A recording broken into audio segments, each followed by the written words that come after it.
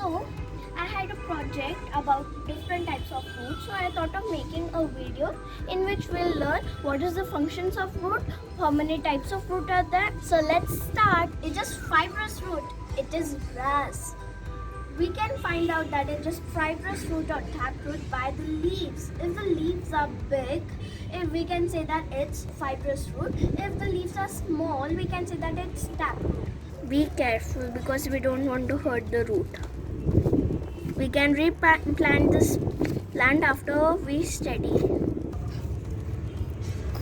Oh, this is fibrous root. We can say that this is fibrous root because there are many roots same size, so we can say that this is fibrous root. And fibrous root spreads same length and it does not go deeper into the soil, and fibrous root holds the soil very tightly so that the soil does not flies away by the wind.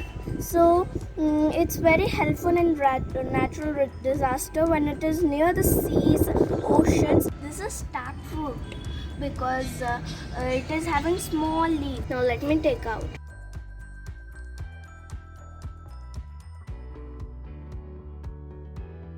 This is taproot. It penetrates deep into the soil and it has only one main root and other small roots which is not exactly the size of this main root.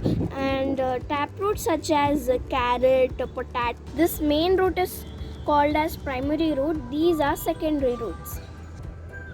These are small hair root. I've done a project on these roots. I'll show you how I.